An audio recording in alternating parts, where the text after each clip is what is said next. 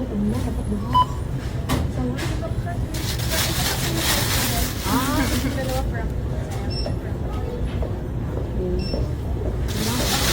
Tingnan na lang kami.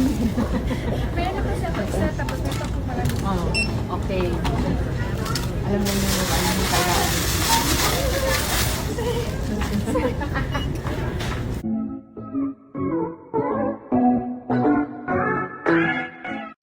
Mag-asawang Pacquiao, Jinky at Manny, busy-busy ngayon dahil nga sa paglipat ng anak na si Queenie sa Chicago. Ngayon nga ay mamimili o magsha-shopping sila sa Target Mall kung saan ibibili ng mga gamit na pambahay itong si Queenie dahil sa dorm na nga siya titira simula ngayong pasukan. Magsosolo na nga itong si Queenie at mamumuhay ng solo, kaya naman bibili siya ng sariling gamit para sa kanyang tutuluyan. Panoorin at kung hindi pa nakasubscribe, don't forget to click subscribe and hit the notification bell to keep you updated. Very supportive talaga ang mag-asawang Pacquiao para sa kanilang mga anak dahil nga new milestone nito ni Queenie. Hanggat hindi na isesettle na mag-asawa ang tutuluyan at mga gamit ni Queenie ay nandito pa rin sila. Diba? Nakasambit. Dali lang, be. Kanina pa kami naglakad Magaling pa nakaupo. sa Target. Ang asawa ko, Model pa ang peg. napagod ko. Itutulak na nila sila sa sakay na Sasakay na nila. Pinili jokes naman. Umangga mo ka. Ayun, umangga. Diba? Maganda pala dito sa Target. Hindi ka mapapagod. Yes, Okay. ano lang siya, Let's go. Okay, we'll go. Bye. Diba? Bago naman kayo. Kinatuwaan nga na mag-asawang Pacquiao ang push cart dito sa Target dahil kakaiba ito malayong malayo sa Pinas. Dito pwedeng sumakay ang adult habang sila ay namimili ng walang kahirap-hirap, kaya naman si Jinky at Manny ay sumakay din. Diba? Nakasambit. Dali lang, be. Kanina pa kami naglakad Magaling sa, pa nakaupo. sa Target. Ang asawa ko, Model pa ang peg. napagod ko. Itutulak na nila sila sa sakay na Sasakay na nila. Pinili jokes naman. Umangga mo ka. Ayun, umangga. Diba? Maganda pala dito sa Target.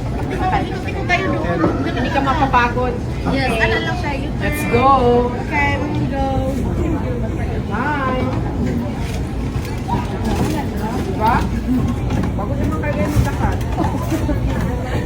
Ang lakas mo I want this one, this one, this one. Napagod ka rin. Ang lakas mo ka muna maglakad, napagod ka rin. Buti na lang may ganito pala sa Target. Okay. Diba? Kagang lagi ni Mili. Kailangan tayo pabulkin. Kailangan tayo pabulkin. Sira pala yan. Pili ang iyang ano, ang galing. Uy, sira na. Sira na niya. Sira. Kaya hindi na ginagamit.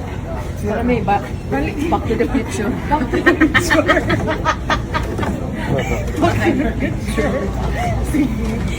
Yes. Change kami kaya parang sira siya. Na-flat siya, guys. So, parang isa lang yung nakikita ko. Alright, dito na tayo mag-park. Pwede ba ka ganun? Yeah, detail ko lang sila dito. Okay. Thank you very much. Hinayaan nga ni Jinky at Manny ang anak na si Queenie na kumuha ng mga kakailanganin niyang gamit at mag-shopping. Kasama niya rito ang kanyang kapatid na si Princess na tinutulungan siya kung ano ang mga gamit na unang kailangan niya. Habang sina Manny at Jinky naman ay umiikot at naglilibot, sila din ang magbabayad ng mga kinuha ni Queenie. Nakakatuwa ang ganitong parents dahil talagang suportado sa lahat ng kagustuhan ang kanilang anak, lalong-lalo na sa ikabubuti nito. Marami talaga ang humahanga sa mga anak ni Jinky at Manny dahil hindi ito mga abusado at hindi rin sila maluluho. Sa totoo lang ay mga respectful ang mga batang ito at talaga namang naturuan nila ng maayos. Kaya naman kahit na sila ay mag-aral sa ibang bansa, alam nila Jinky at Manny na mabubuti ang mga ito. Sabi nga dito ng commenter na si Eileen Logan, ang babait ng mga bata, very respectful, and looks like sila pa ang na-awkward sa parents for buying her things. Unlike other kids, feeling entitled palagi. Good job po, Mr. and Mrs. Pacquiao.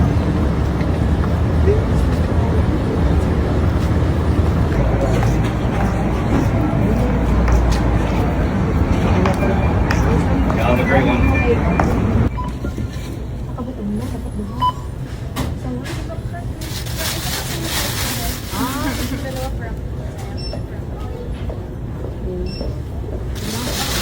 Tingnan mo lang kami. Okay. Alam mo yung kailangan.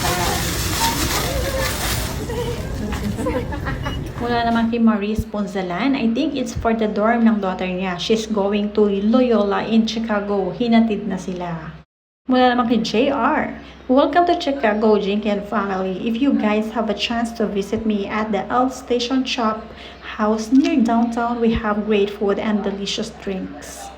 Mula naman kay Mia La Chica, hello Ma'am Jinky at Sir Manny, ingat kayo palagi at enjoy kayo sa pamimili.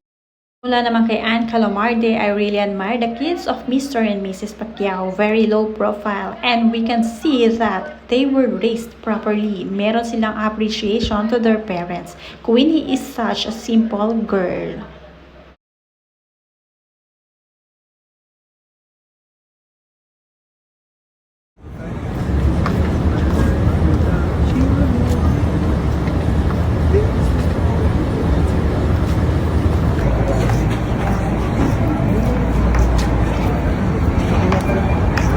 Have a great one.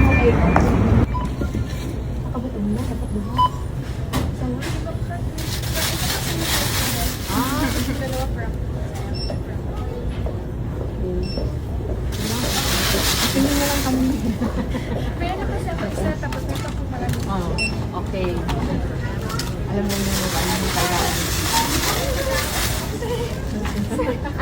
Mula naman kay Cypress Aquino, at least in Chicago, the Pacquiaos can bond. It is Pacquiao family only staff and bodyguard. Parang kailan lang na ang ate pang gipalitan sa Things for School. Ngayon, si Queenie na.